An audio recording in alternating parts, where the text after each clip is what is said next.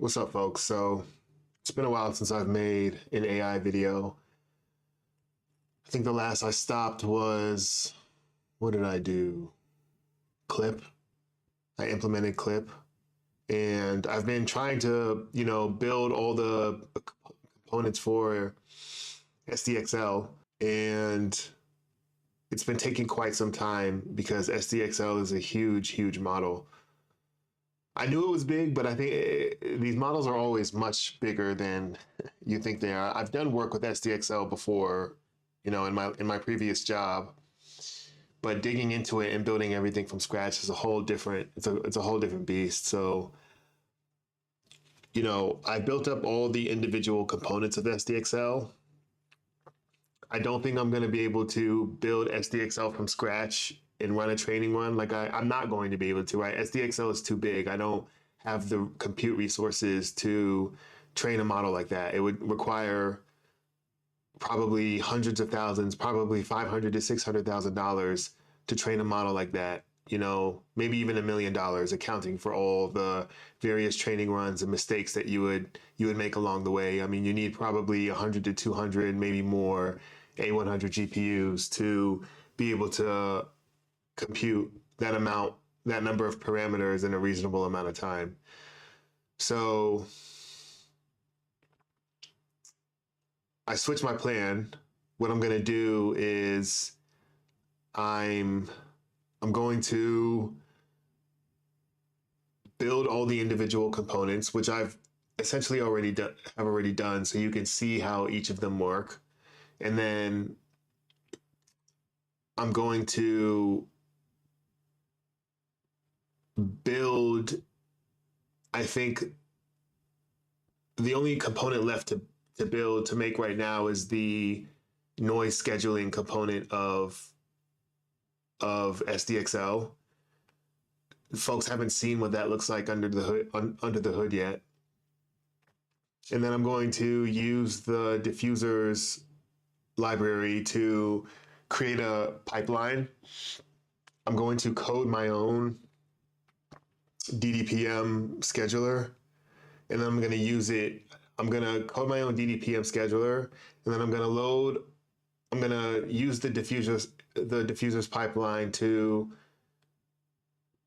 basically create a pipeline with all the individual components like autoencoder KL, UNet, et cetera. I'm going to load all of them in this pipeline, and then I'm going to load all the pre-trained parameters. And then I'm going to run it with my custom DDPM scheduler so you can see exactly what that looks like. And of course, I'm going to break down the math. I'm going to derive the objective function, all the closed form solutions. And then I'm also going to, I think there's a way that I've looked into it a bit already, but I'm going to use the diffusers library to use their custom LoRa module, so I can train a LoRa, use my custom DDPM scheduler and all the components in the pipeline I've loaded, and then train a LoRa to generate some images from a custom fine-tuning data set. And I'm also going to explain all the components of SDXL. I've already done that in previous videos, but I'll do one sort of like conjunction explanation so you can see how all the pieces work together. Because there might be some slight modifications. Like for instance, for UNet, I didn't create a UNet with cross attention. I only created it with self attention. But Stable SDXL uses cross attention, where it crosses image features with text. You have your text embedding from the clip model, and you use that to condition UNet, and it's conditioned via cross attention. So yeah, in this video right here, I'm going to start directly with deriving the closed form solution of what's called the forward process in SDXL. So the way SDXL works is you you essentially, right, you have an image, just a very high level description. You want to generate images, right? And you're going to start with pure noise. You're going to start with an image that's pure noise, and then you're going to have a text description, and then you're going to use that text description to guide the denoising process, and you're going to remove noise gradually according to this conditioned text. And what you're going to end up with in the very end is an image that follows the description that you pass in, right? To do that, to train a model that can denoise images, right? You need something that's called a forward kernel, which is adding noise. You need to be able to corrupt images. So what we're going to do is we're going to have, a training data set full of images and captions, right? So let's just disregard the captions for now, right? Or the captions are what are the corresponding text descriptions of the images. Let's just disregard those for now. Let's just say we have an unconditional image generator. So we're going to have a set full of images, and essentially what we're going to do is we're going to train a model to remove noise from an image. So if we have a set full of original images, right, no noise, what we need to do is add noise to those images, right? And then let's say we assume we have a process that can add a certain amount of noise to an image. And we know what that process is. Well, it's an equation. We have this equation that knows how to add noise to an image. So then we can sample, an image from our training data, right? And then we can say, add this amount of noise to the image. And then we can send that image through UNet. And then UNet will give us a prediction on how much noise was added to the image, right? So we know the amount of noise that was added to the image because we have the closed form solution, right? And then we say, add X amount of noise to the image, and then we send it through UNet, and we ask UNet, okay, how much noise was added to the image? And it gives a prediction. And then we literally take the L2 norm between, right? We measure the Euclidean distance between the amount of noise, the noise vector that was the predicted noise vector that was added, and the actual noise vector that was added, right? And then we back propagate on that loss. That's the training objective for UNet. And if we have our training data set, which is, the real training data set is billions of images, right? And then there's a different amount of noise added to each image based on what we decided to add to it. And then we just have UNet make predictions on how much noise was added. And then we back propagate on that loss, right? And so during inference time, we start with complete noise. There's still more steps we got to do, right? But this is the essential process, right? Is we start with an image that's complete noise, and then we tell UNet to progressively take noise away from the image. And it knows how to do that because of how it's been trained. It's seen each image with varying amounts of noise added to it, right? At different time steps. So it knows like, these are the chunks that I need to remove at each time step, right? We send it a time step embedding as well, and it knows exactly how much noise to remove. And that's how we reveal our image, right? So what I'm going to do today is I'm going to derive the closed form solution, the equation for how to add noise to an image, okay? We need to start with that first because basically I'm going to do this video, and then the next video is going to be the inference, SDXL inference. So there's some closed form solutions that we need in order to perform inference. And then I'm going to derive the full objective because the full objective relies on the closed form solution of the corruption process, the forward kernel, and the closed form solution of the reverse kernel, which is inference. And then once I do that, I can derive the full objective function, which uses variational inference like we covered in variational autoencoders, right?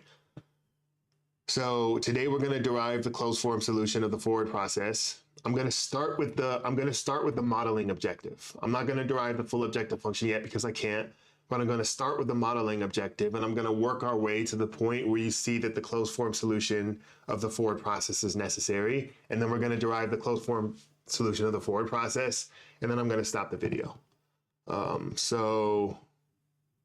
Okay.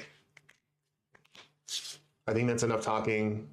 I think that's enough introduction for now. So let's get started on this. So let x naught be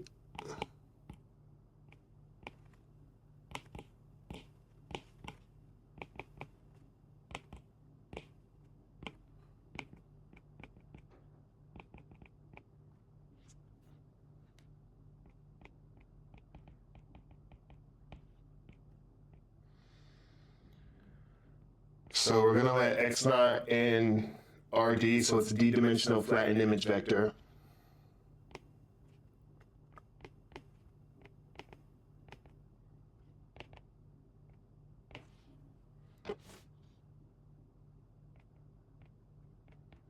From our data set D,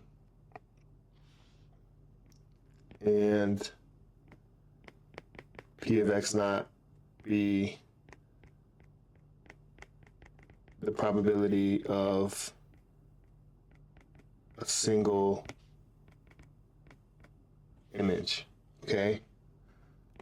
Then, right, so this arrow means then in mathematics, right? So we're just gonna follow this chain of conditional logic, right? So then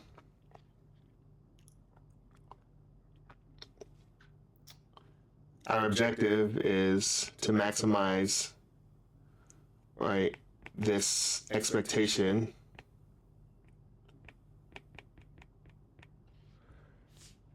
our objective is to maximize this likelihood. It's the same in every single it's the same I've seen so far in every single generative modeling. We're maximizing the probability of the data. And then this data looks different depending on what our modeling assumption is, right? So we're assuming that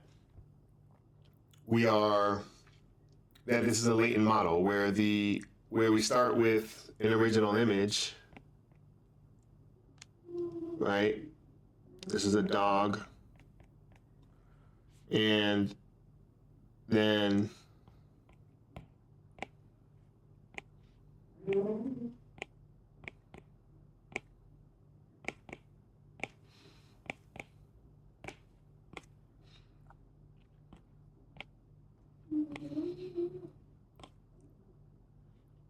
we add some noise, and then we add full noise to where you can't see anything in the image anymore. Okay, now this is x naught, this is x1, x2, all the way to xt, where t is some defined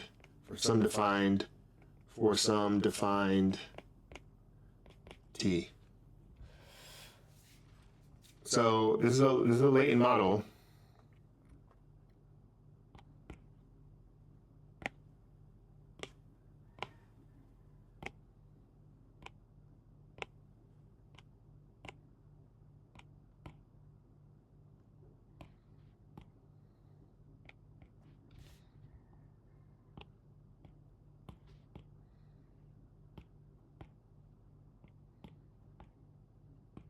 Okay.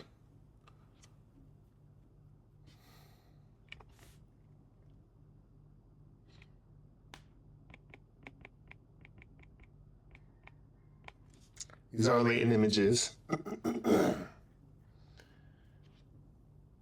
And so now what is P of x, right? So if this is our likelihood, this is our objective that we want to maximize, then we need to figure out what this is. We need to expand this. So this is going to equal the integral, right? It's a latent variable model, right? So essentially, it's a marginal distribution where we integrate over all intermediate latent variables, right? This is a standard latent variable model. So this equals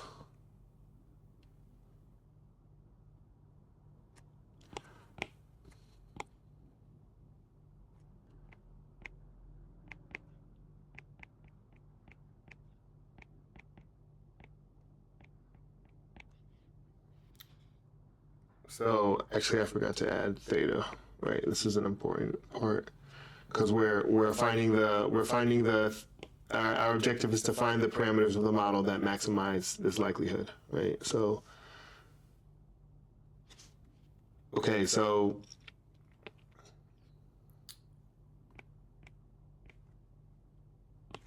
right, so this is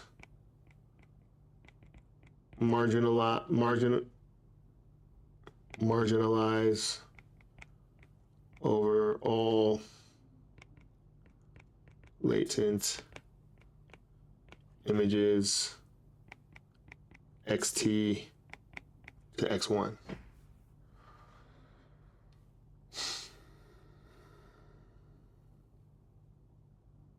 Okay.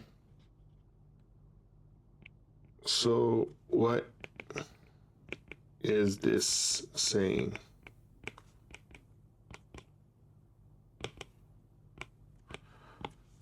So this is, you might see this in other notations as 0 to t and 1 to t, but because I'm trying to make it very explicit that this is the reverse trajectory. So so boom, boom,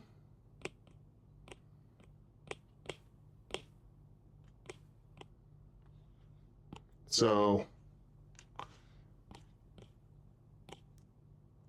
this is the reverse.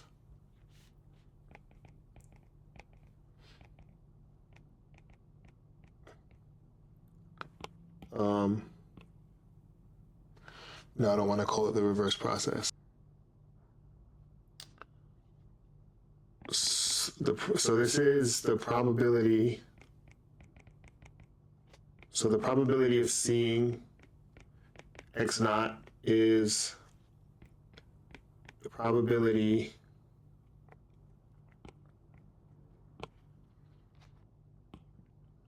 is the total probability of seeing all possible reverse trajectories ending at x naught. The probability of seeing x naught is the total probability of all possible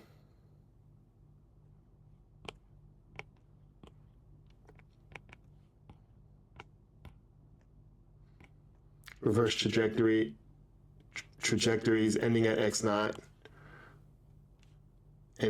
naught,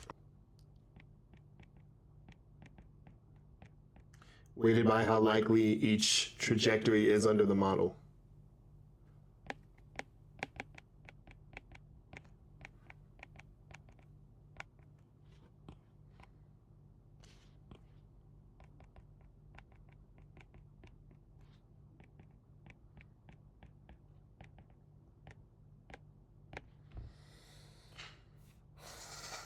Okay, that's what this is saying. Okay, and so let's expand.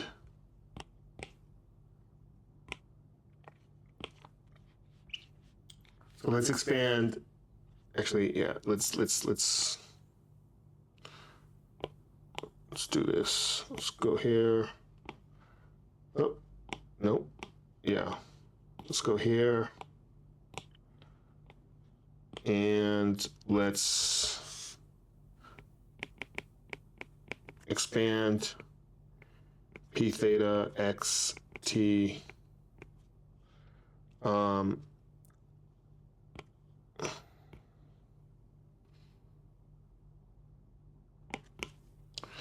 so this equals so by the chain rule probability, right, this is equal to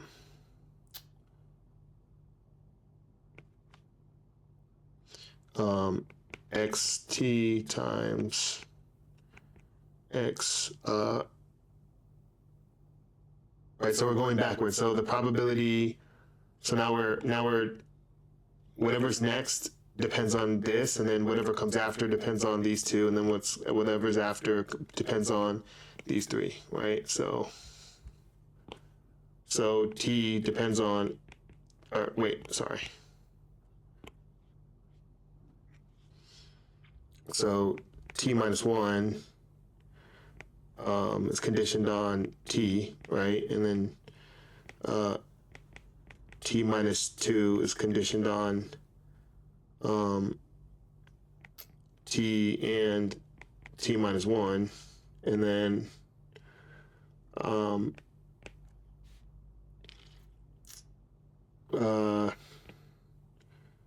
x2 is conditioned on xt, x1, and right, then we have, well, we can just go straight to, sorry, wait, hold on, I fucked that up. P of x naught is conditioned on p of x t through p of t through 1, right?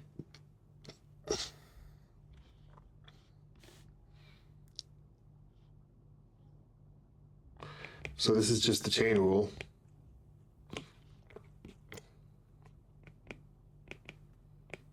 By chain rule.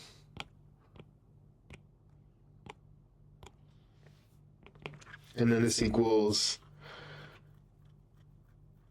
right, so if we actually were to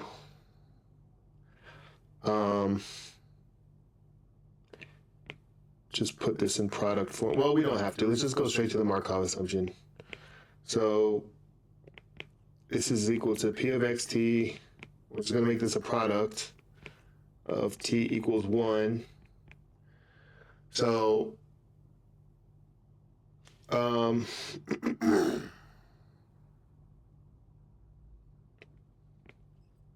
x t minus 1 is equal to, so x4 is going to be equal to x5. Sorry, x4 is going to be conditioned on x5. So, and this is by the chain rule. Or sorry, by Markov assumption. Right, so we're making the assumption that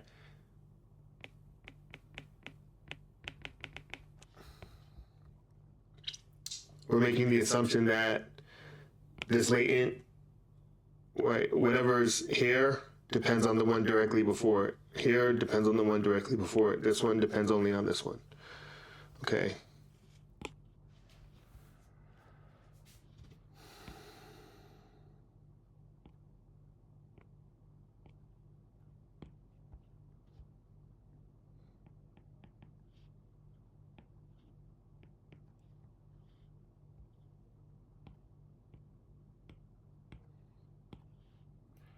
Okay.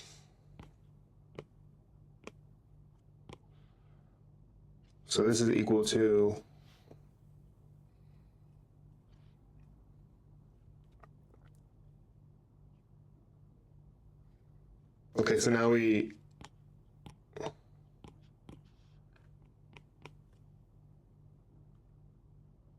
so now we bring that back into here, right? We say p theta x naught is equal to the integral x sub t product t equals 1 to t of this conditional probability, and then we're marginalizing again over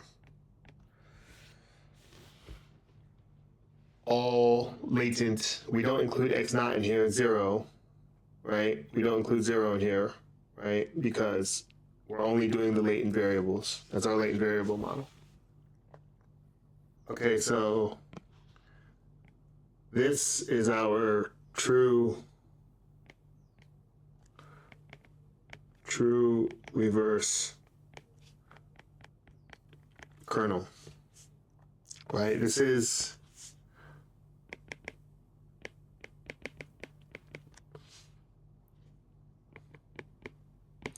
true reverse kernel is, it says given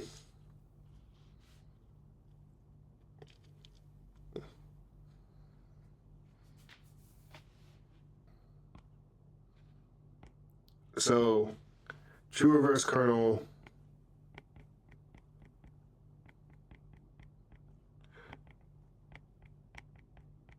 is unknown, right? Given a noisy latent xt, what is the slightly less noisy latent xt minus 1? We don't know this. Because we don't know this,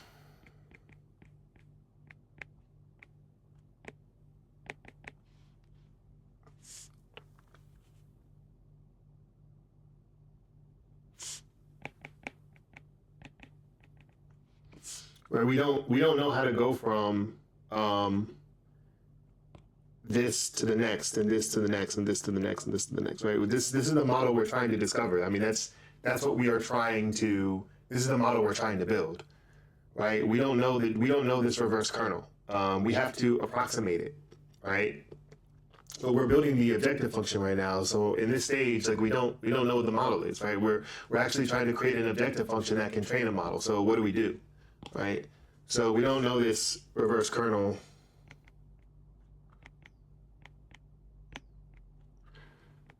So we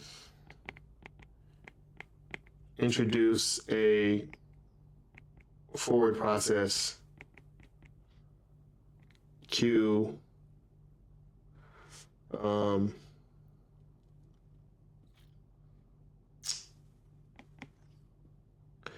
x1 to t given x naught,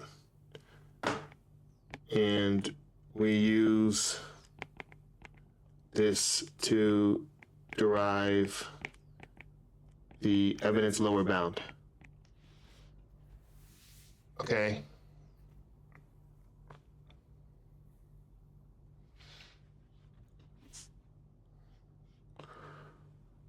So this is our forward process.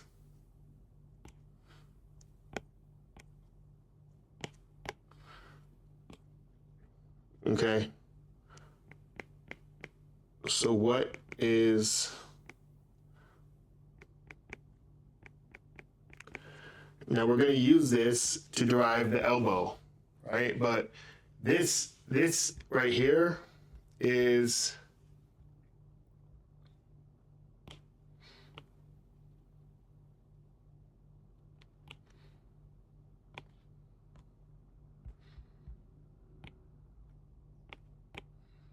that's this. This is our forward process. This is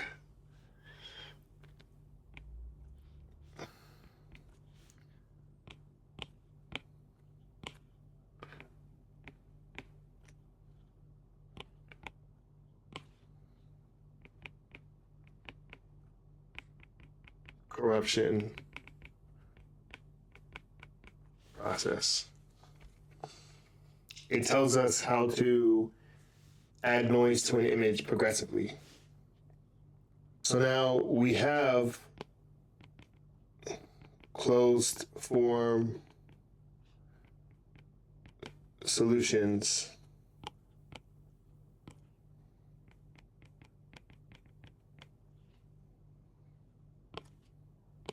So there are closed form solutions. There is a closed form solution for, and we need for this forward process, and we need this before we can move on.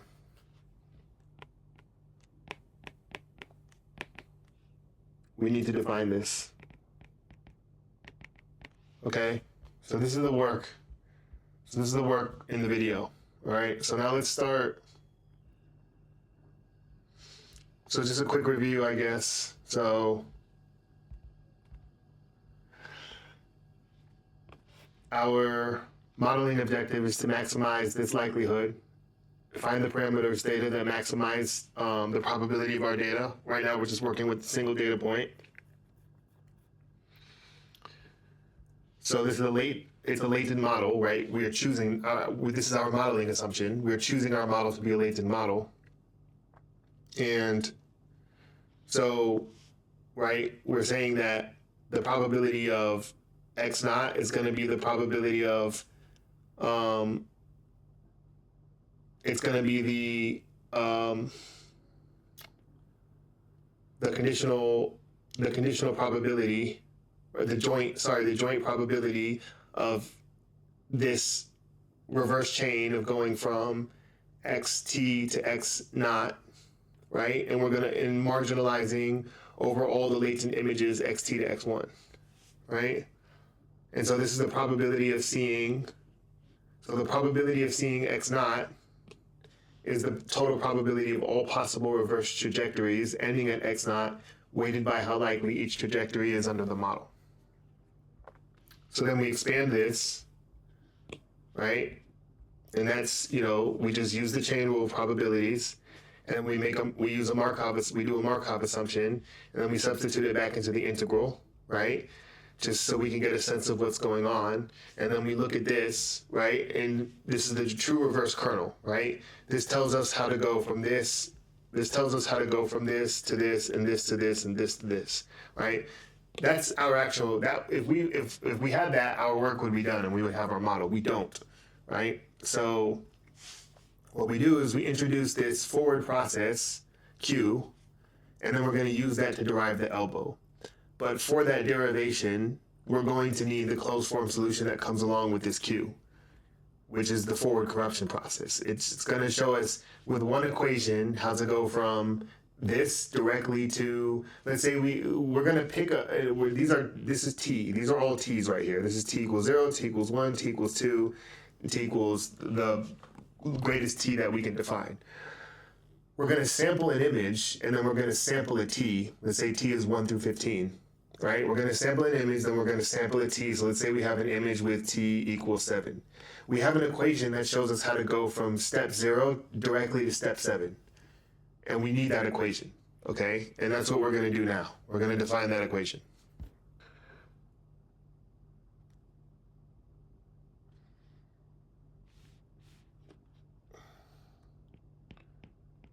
So why?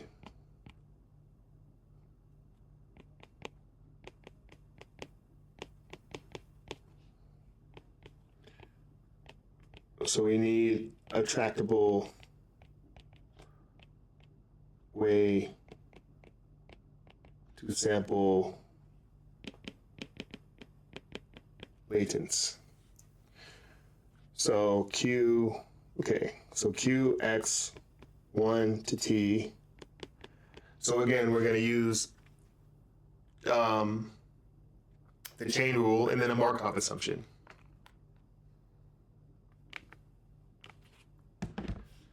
So I'm going to skip the chain rule part. I'm just going to go directly to what this is. I mean, you can go back and do it yourself. It's pretty straightforward.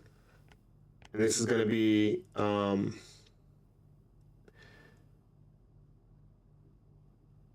xt given t minus 1.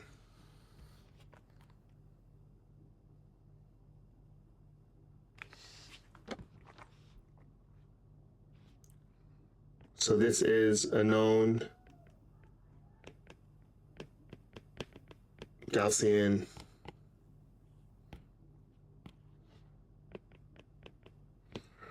kernel we define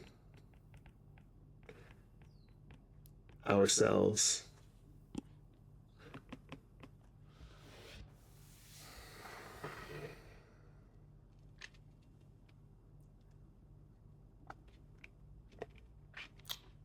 So so we're making a modeling assumption, right? We're saying the way that we add noise to an image, right? So we're going to define this distribution, and we're going to make a modeling assumption.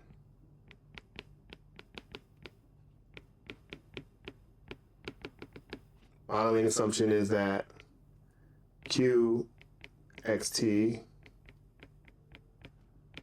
is Gaussian, where mu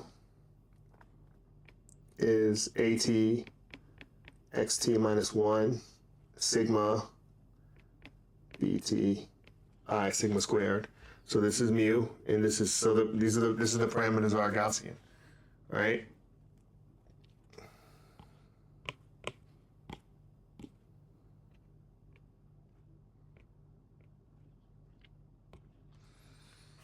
So what we're saying here is this is the signal, this is the scale.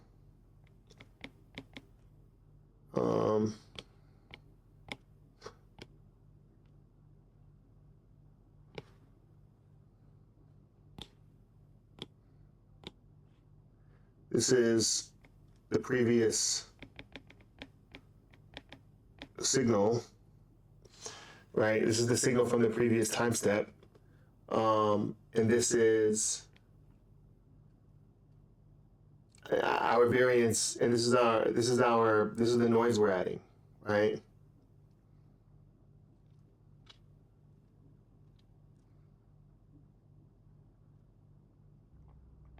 And this is the injected noise. So, okay. So first, so we need to find these variables. We don't know this and we don't know this, okay? First we're gonna find beta sub t. So first we find beta sub t. Okay, so for that we just use the point slope formula. Point slope formula and equation of a line. So this is ddpm. In SDXL, this is the most basic schedule you can use to add noise to an image. It's linear, okay? And so beta sub t is essentially going to be, we're going to derive it from the equation of a line, right? So we're going to be adding, the variance that we're going to be adding is you can get linearly. So, right, remember we have, just imagine we have a line, and let's say this is 1 beta 1, and this is t, capital T, beta t.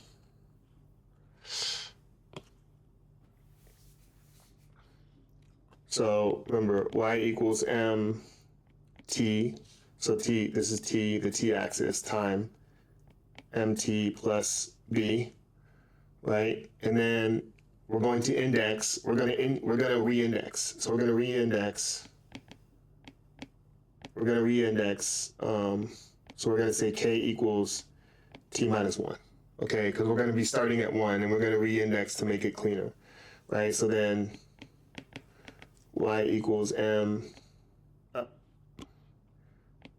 t minus 1 plus b. So then that makes our y-intercept equal to, this is going to make our y-intercept equal to b sub 1.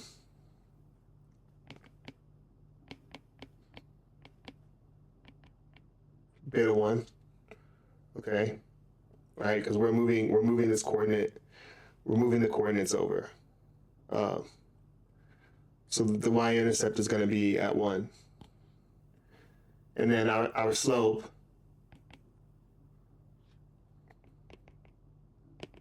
right? You do beta t minus beta 1 divided by beta 1 minus 1.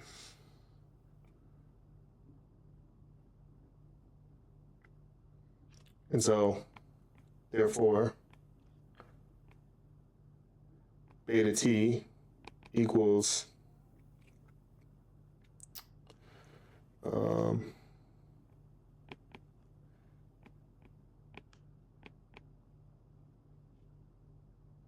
wait, hold up. So this is t minus 1. It's this minus this and this minus this.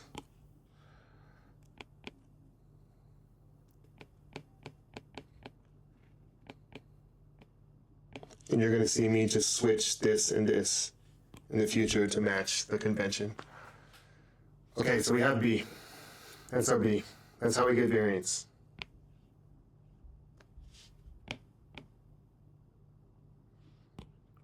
All right. So now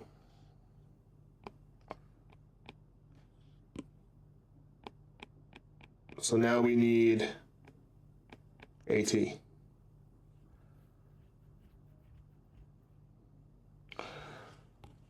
So now we need A sub T. So, okay.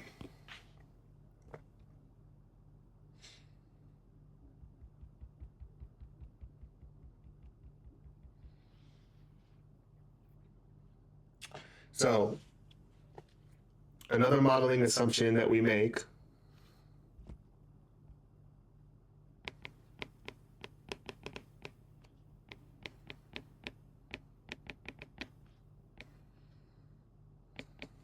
is that variance of xt minus 1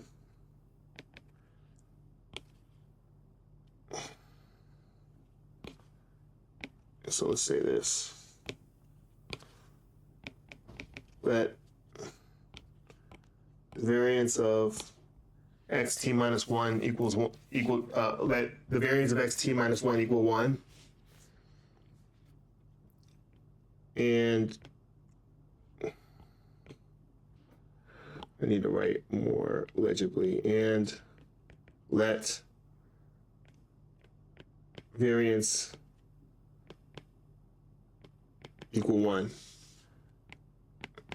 meaning we preserve unit variance at each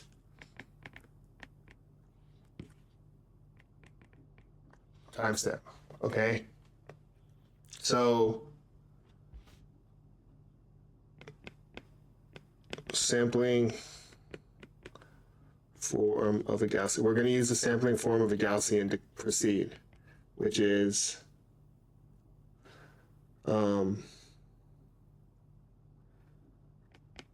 x equals mu plus sigma e, where e is just drawn from a standard normal, right?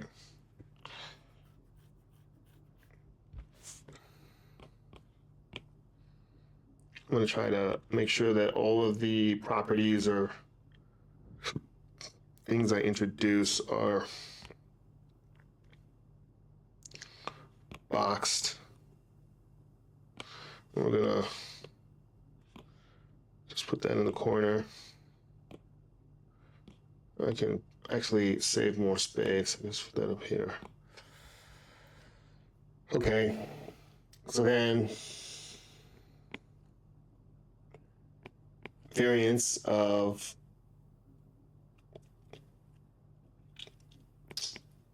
xt equals variance of, so what is xt? We have it defined.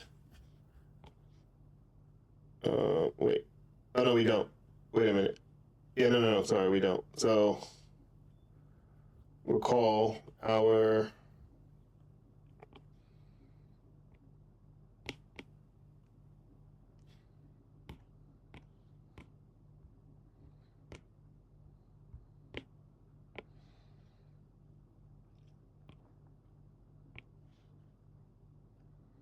whoa.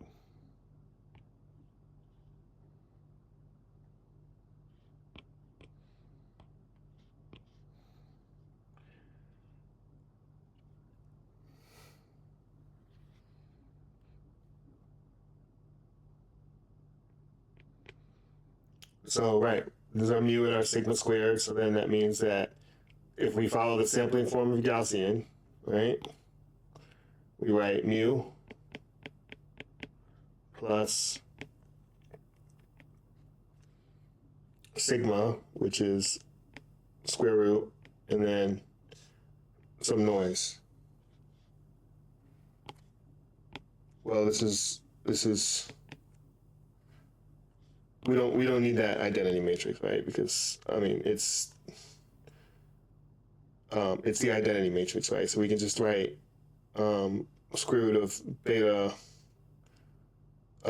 sub t times et.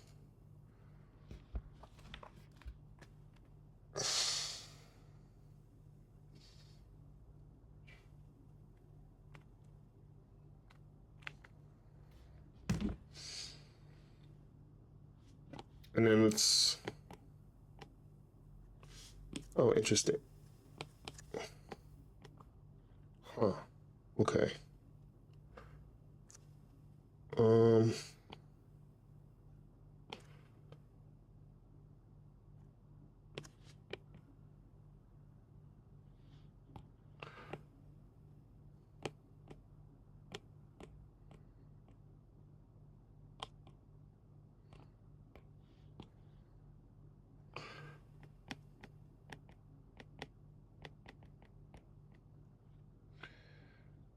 Okay.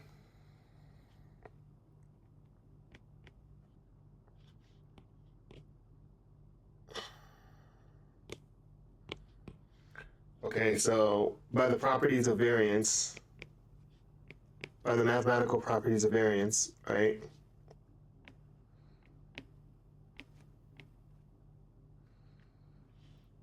Maybe I should use a different.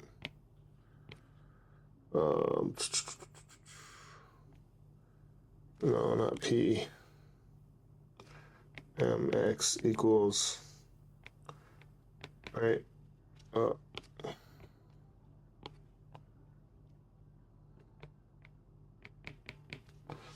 then variance of x plus y equals variance of x plus variance of y.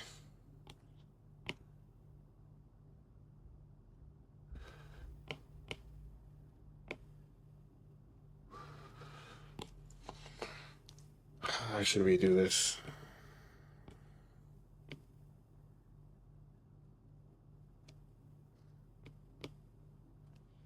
Okay. So we know that this is equal to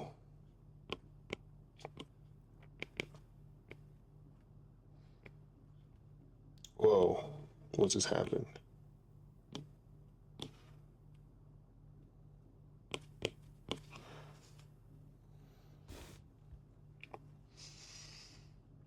This is equal to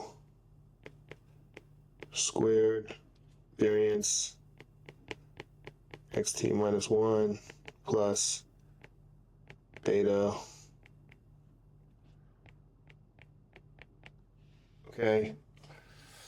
We know that this is 1 by our definition. This is 1 because it's a standard normal, right? We made an assumption that we're preserving unit variance, so that means that variance of xt minus 1 must be 1 as well, right? And then we're setting this equal to 1, right? Again, by the assumption that we're making. So then variance, so then that means that a squared t plus beta t equals 1.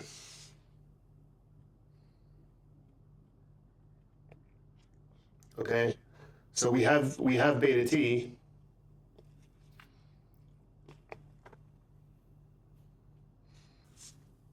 and then at equals 1 minus square root of 1 minus beta t, and then we're going to define alpha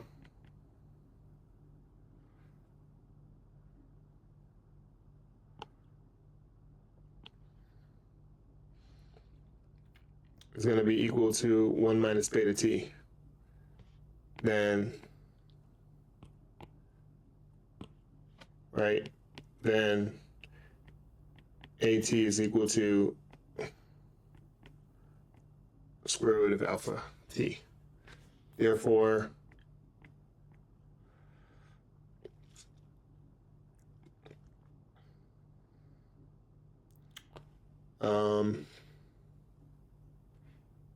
Q xt minus 1 given xt is equal to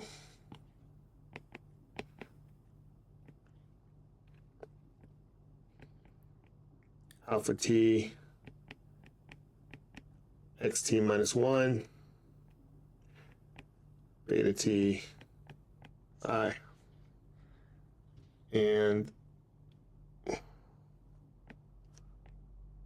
where beta t equals beta t minus beta 1, t minus 1, t 1 plus beta 1, and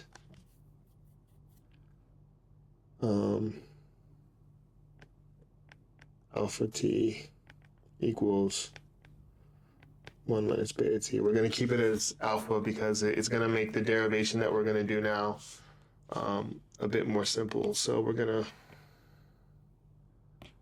move this down here. We're going to draw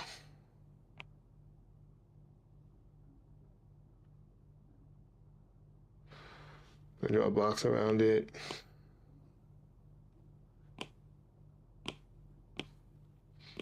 Okay.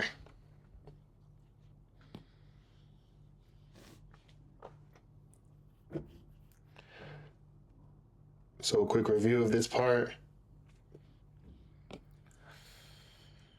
So we introduced this tractable way to sample latents because we're going to use it to continue our derivation of the evidence lower bound, which is called the elbow. We use conditional probabilities and a Markov assumption to write it as a product. Okay, and then we make a modeling assumption, say that it's Gaussian, and then we write the parameters, and we're like, okay, now we need to find the parameters of this Gaussian. So first we start with beta because because A sub t is gonna depend on beta. It's gonna be defined by beta. So first we start with beta.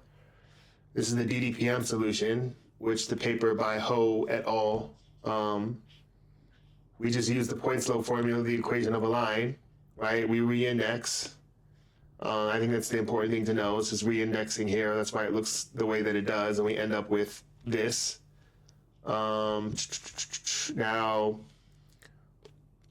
we need to find A sub t. Okay. So using the sampling form of a Gaussian and a modeling assumption that we're preserving unit variance at each time step, we say, okay, we look at the variance of xt. We say it's equal to this, the sampling form of a Gaussian, standard normal. If we use the rules of variance, we see these cancel. We can bring the scalars out as long as they're squared, and then we can use the modeling assumption to make these go to 1. We get this. We define alpha because we're going to use alpha. It's going to make the derivation we're about to do now a little bit easier.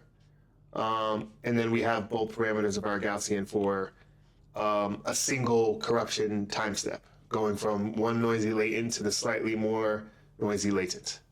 Okay, so now, good, we have that. Now, what we really need is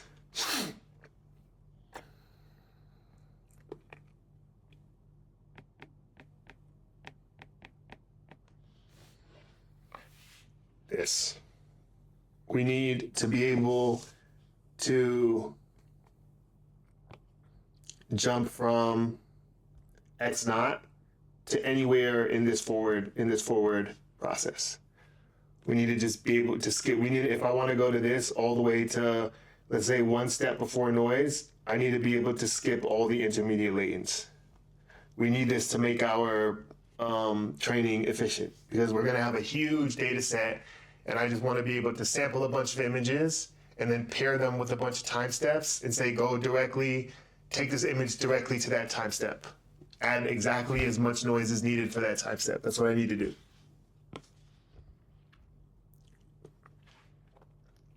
So to do that, essentially, we're just going to do some math. And we're going to do some math. We're going to start with what we've defined here. And we're going to telescope. And then we're going to do some algebra, and we're going to end up with nice closed form solutions. Let me make sure I'm not missing anything.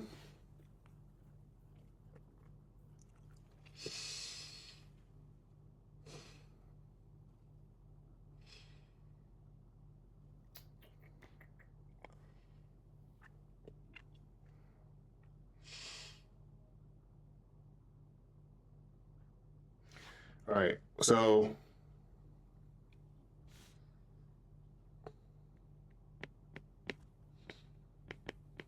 we're going to telescope and simplify. So I'm going to write these here, x3 equals. So I'm just going to use that for the square root symbol. It's just easier.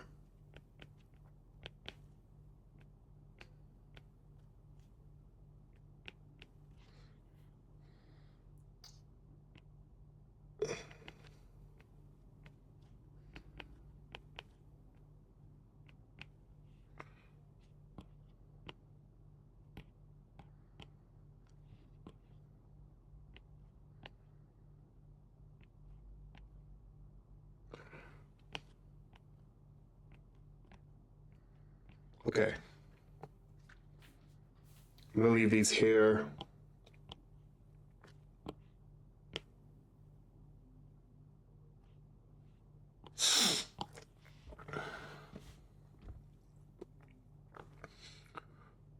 I'm going to write this out because I don't want to make a mistake. This is too much math to go back.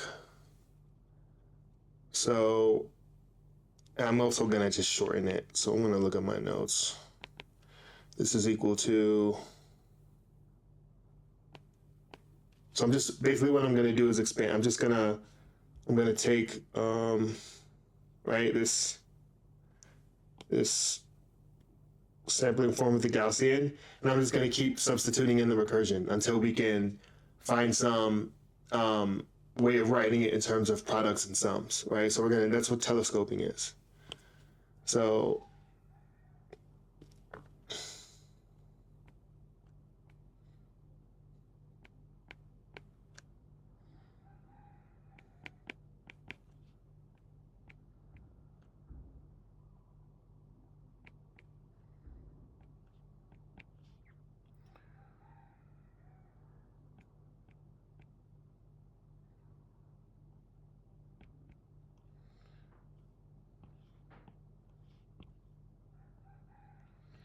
this is, right, this is x2, right? I'm just bringing in x2 here, and then I'm going to bring in x1 here, right? So I'm going to distribute this through here, and then I'm going to bring in x1 here, and then distribute all those terms through x1, right?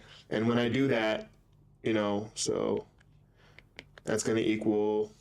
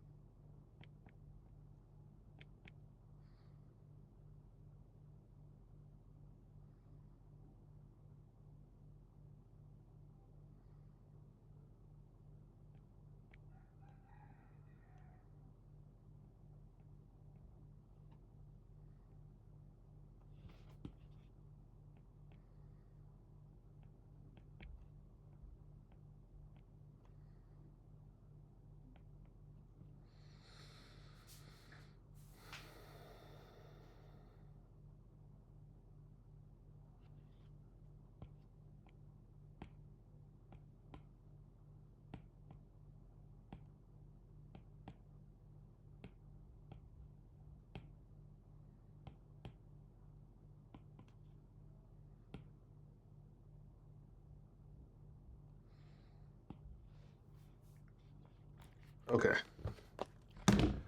So this is just a product, right?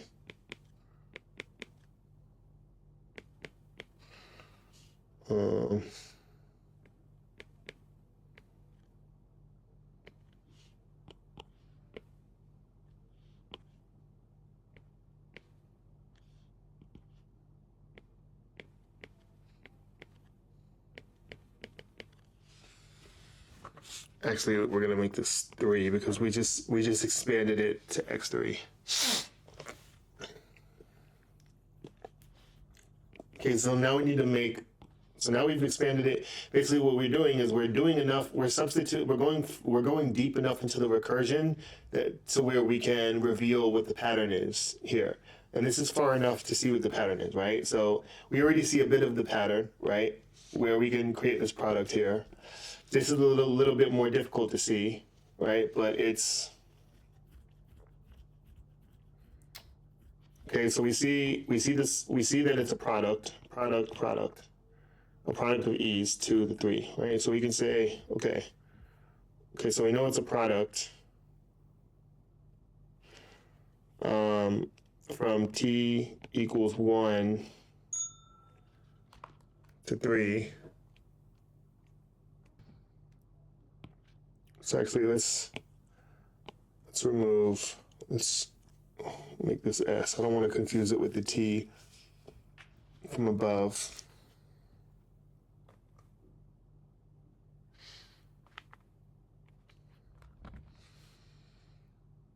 So actually, let's bring this down here.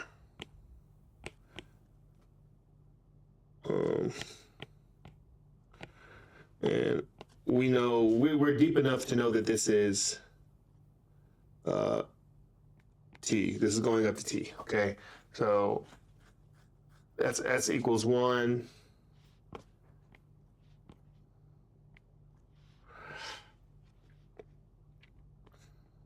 To t of our epsilons, right, with some term. So what's that term, right? So this is going, so we can see here, we have alphas and betas. The betas are following the e's, okay, in this summation. Okay, so we can write that. So we'll say beta s, okay. Okay, and then this is a product. So it's a nested product. It's a nested product inside of the sums where it disappears by the time it gets to here. So the product, when this is 1, this goes from 3 to 2. So it goes from, if s is 1, this goes from s plus 1, which is 2, to t, right? So this product is m equals s plus 1 to t of alpha m. Boom.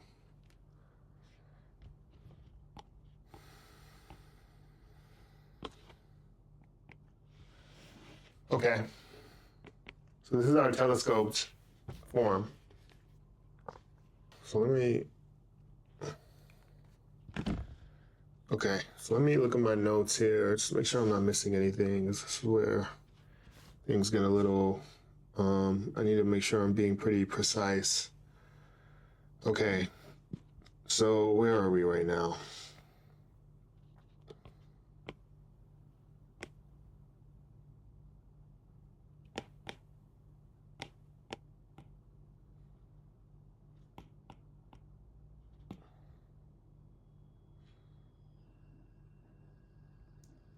So then xt is equal to this, right? So, right, this is equal to,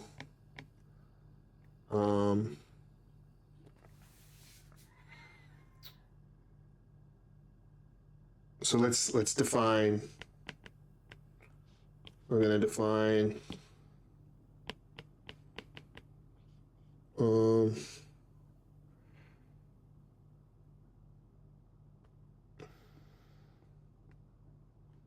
to be equal to this.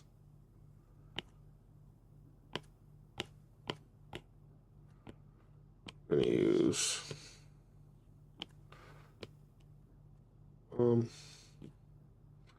I guess that's okay.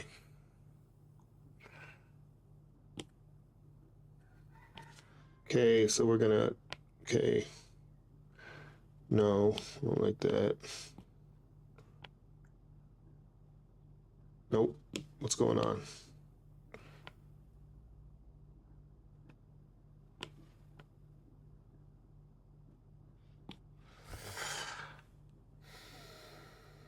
All right, so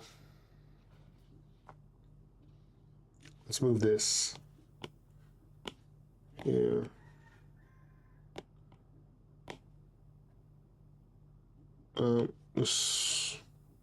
Yeah, okay, sure. Let's keep this here.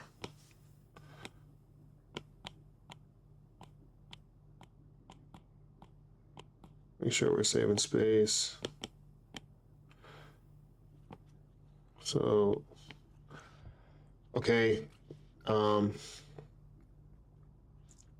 So we're defining, we're saying that this is going to be equal to this, right? So now we know our mean already. So we have alpha t.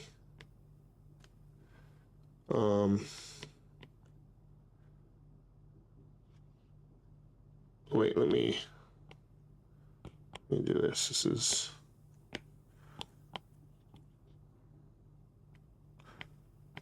xt given x naught.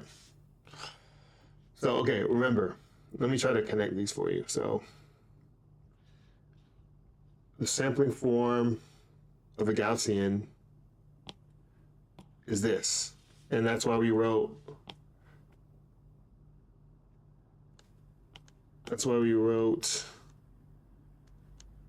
our conditional probability as this.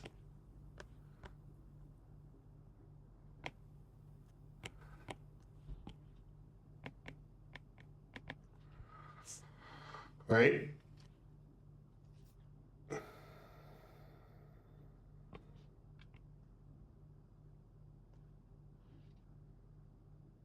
So this is the form, right? Mu plus sigma.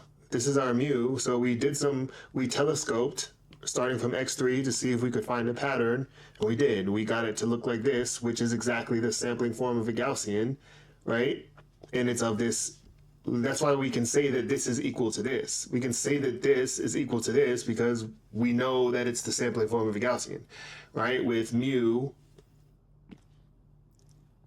equal to this and sigma squared equal to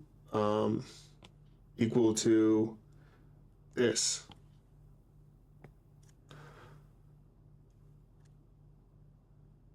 So we're gonna say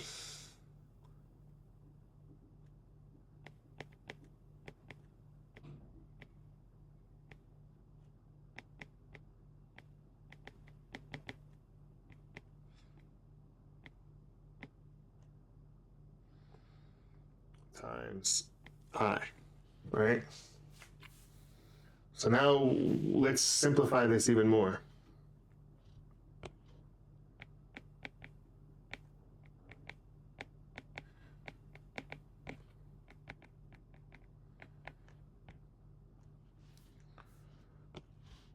So, right, because right now we're looking for efficiency. So when we're creating our data set, our training data, right, when we're adding noise, we're corrupting our images, we need efficiency. We're talking about 4 billion data points, 4 billion data points, massive, massive, massive, massive, massive to get SDXL to produce the amazing images that it produces, right? So we need an efficient forward process, right? So where am I?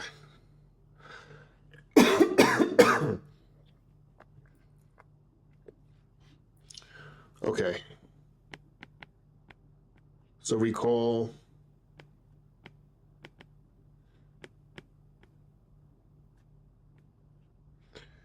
right? Alpha sub u is equal to 1 minus beta sub u. That's just by definition. So that means that beta sub u is equal to 1 minus alpha sub u, right? And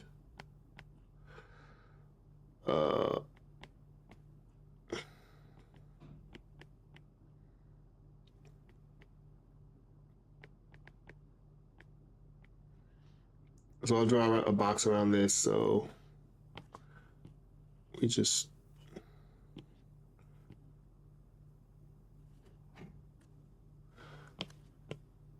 know that these are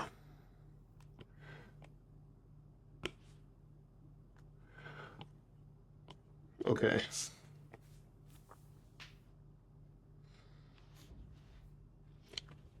So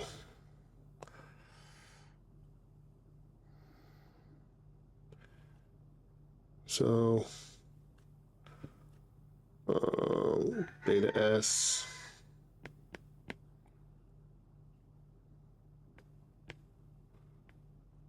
alpha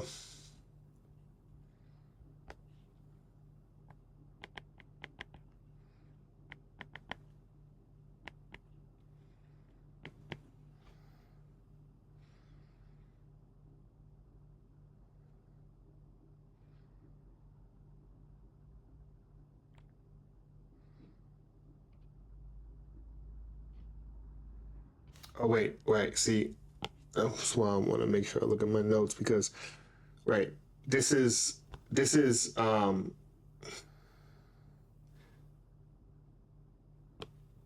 sigma.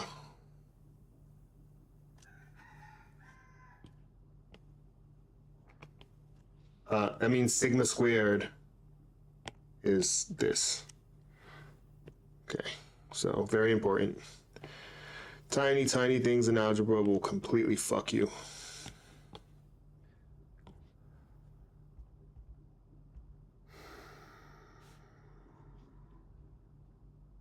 Yeah. Okay. All right, so this is equal to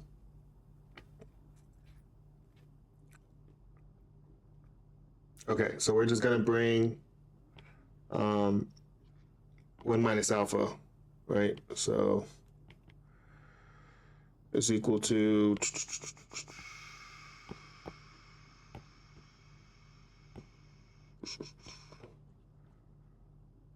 one minus alpha sub s. Oh.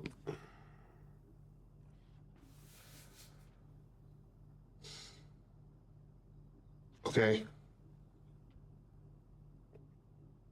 Now let's just look at this term without the product. So 1 minus alpha sub s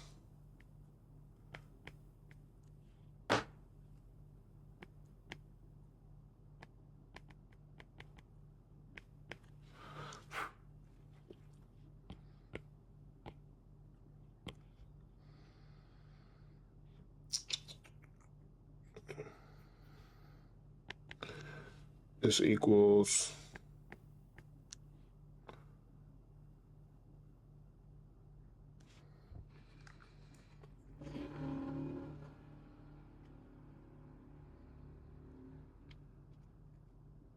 okay, so we're going to distribute this through.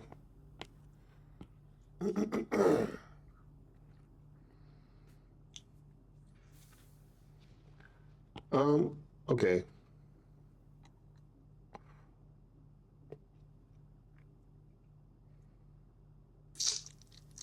Is it okay that I called it U?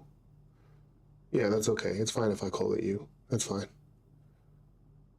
Or I call it M. Well, let's just make this U, just so I don't make any mistakes. Let's just make this U. Just so I don't make any mistakes. So we're just reparameterizing U, U. Okay, so we're going to distribute that through, and that gives us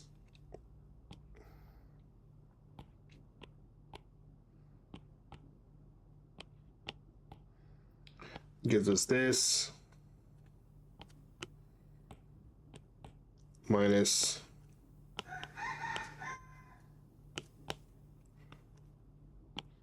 this, right? And then this is going to go into this.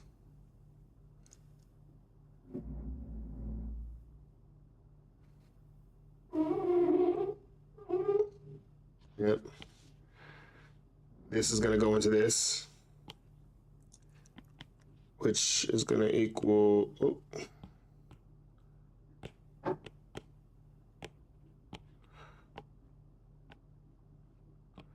this is going to equal that. It's going to equal that. Okay, now we're just going to bring, right, we were looking at this and we turned it into this. Now we're going to bring the sum back. So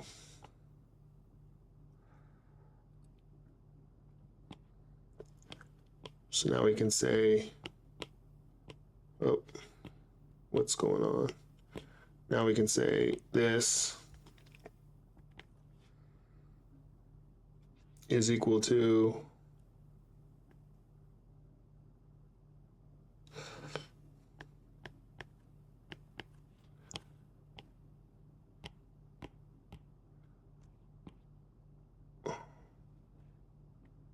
this. Okay, and now we're going to expand this sum.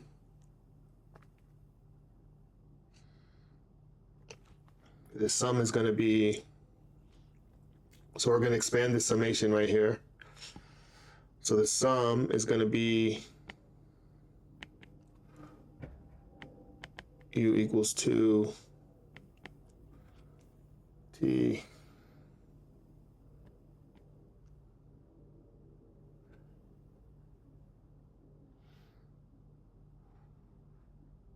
okay.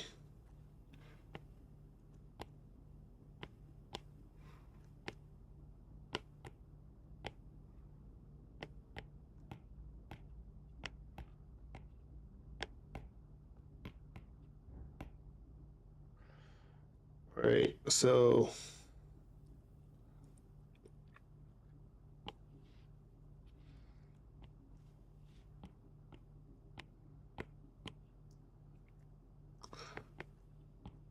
minus, plus, minus,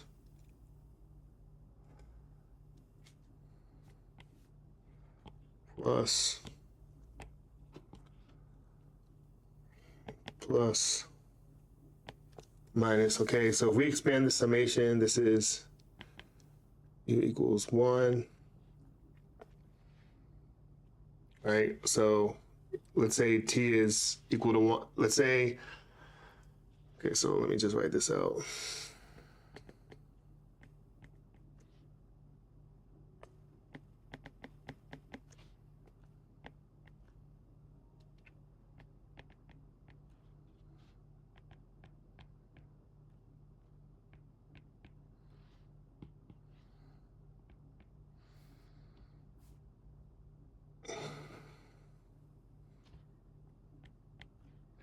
All right, so, all right, when s is equal to 1, this is 2, this is 1. When s is equal to 2, this is 3, 2, right? And then when s is equal to t, right? This is t plus 1 and this is t, right?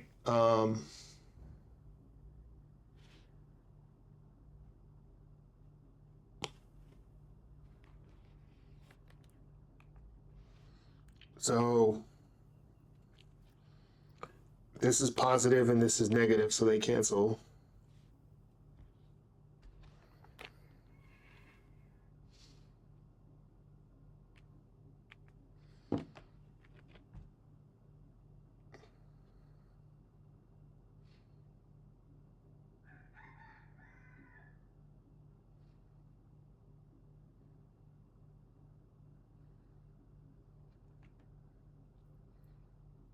And then this is going to cancel with something further on in the recursion. This, by recursive definition, is 1, right? An empty product is 1 by definition of recursion, and this is going to cancel with something that's in the previous chain. So the only thing left, right, is this, which by definition is this, and 1. So we have a positive 1 and a negative alpha bar sub t. Okay. I'm pretty sure that's the end of our, yeah, so therefore, the variance of x sub t given x naught equals sum beta s product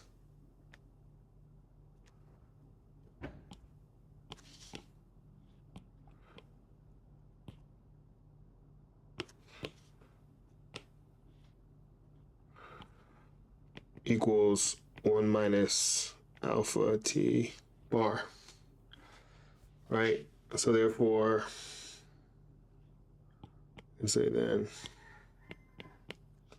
so therefore, now we have the mean and the variance in closed form solution.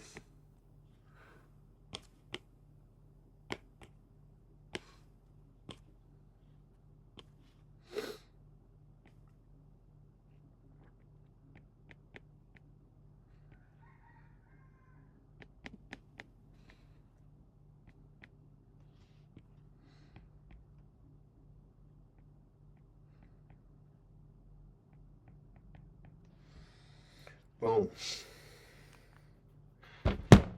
That's it. That's it, y'all. We're done for the closed form solution of the forward process, the corruption process. Boom.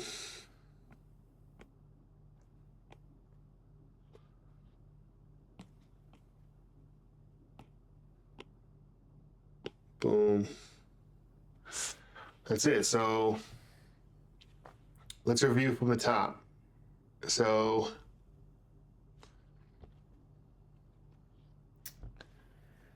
our modeling objective, right? We're maximizing the likelihood. We're finding the theta that maximizes this likelihood, or that maximizes the expectation of our data.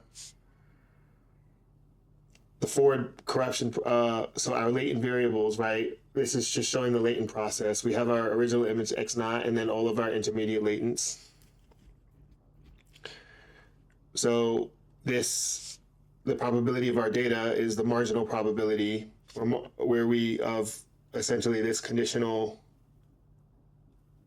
distribution of all the latents, right? And marginalizing over all the latent images xt through x1.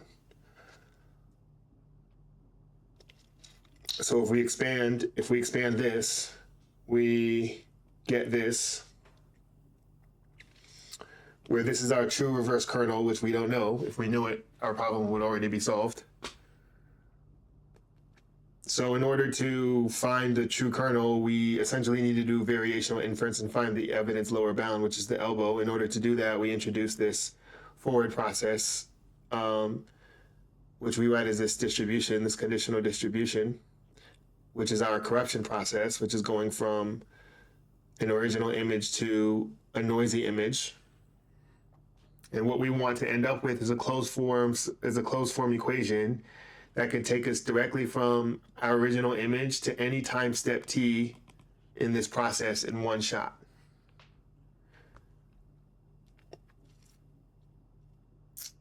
And we're doing that because we have 4 billion images in our data set, and we need to be able to add noise instantly to an image as quickly as possible. So there are different schedules, noise schedulers, right? There are different ways to add noise to an image. I'm doing the basic way, which is called DDPM, which I'm actually going to write this code for, right? So now we need to figure out what the closed form solution of this is. So we're making a modeling assumption. We're assuming that it's Gaussian with mu and sigma equal to this. And first we find out what B is. B is based on DDPM, which essentially we're saying we're going to add noise linearly. We're going to add noise linearly to our models on a linear schedule, right? So we use the equation of a line and the point slope formula to find beta. Now that we have beta, we can use that to define A sub t. So now our second modeling assumption is that we're going to preserve unit variance at each time step. So that means that the variance at x sub t is equal to 1 and x sub t minus 1 and x sub t minus n, where n is greater than, whatever, basically any latent until the original image. At each time step, we're going to have variance equal to 1. So now we use the sampling form of a Gaussian, and we write this, right? And we use the rules of the properties of variance to say if we're assuming that this is Gaussian, so we want to write and then we're saying that the mu is going to be based on this, right? So that's how we're making it conditional by saying that the mean is based on some scale of the previous signal. And so if our mu is this, then we substitute it in here. Our sigma is this, we substitute it in here. And then we want to find the variance, and we use the modeling assumption. We use these modeling assumptions to simplify things down and get this equation right here. Now this is where we first introduce alpha, which you're going to see in the papers. You're going to see in SDXL. And we say that, AT is equal to the square root of alpha, which is 1 minus beta. Okay, so now we have a single forward step correction process. But what we need is to go from the original image directly to any point in the forward process. That's what we need. So what we do is we telescope. We expand the recursion. I just start at x sub 3, and I expand the recursion hoping to see the pattern, which we do, and we see that it's equal to this. Which, by the way, this is by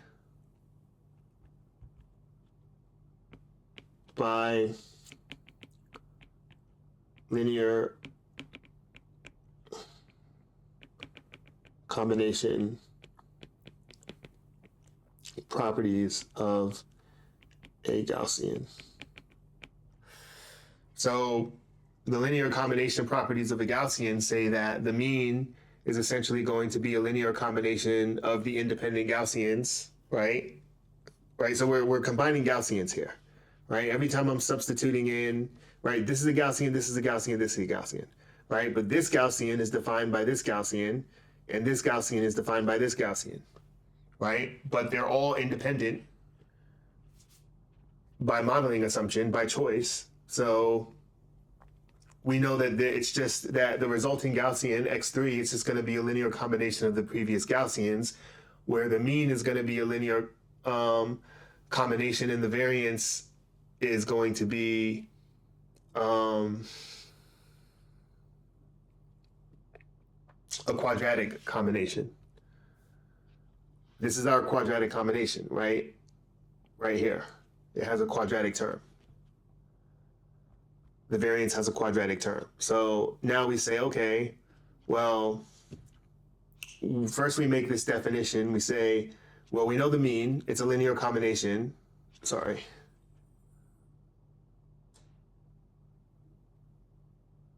Yeah, let's just leave that for now. We know the mean is a linear combination, so we just define alpha bar to be that, and then we set, we're saying that this conditional distribution, right, this one-shot distribution is going to be a Gaussian with mean equal to this by definition. And now we just need to find what this is. We need to simplify this further, right? So we do some more algebra, basically, and then we find that it equals to 1 minus alpha bar, right, which we define. I need to make that clear if I didn't define it.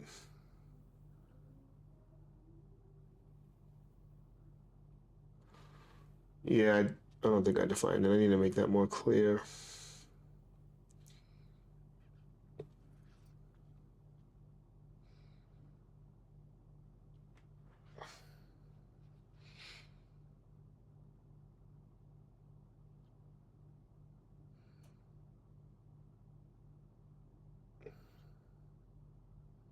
Ah, here you go. I did define it. Alpha bar is equal to that cumulative product. So yeah, now we have the closed form solution of the forward process. Next, we're going to do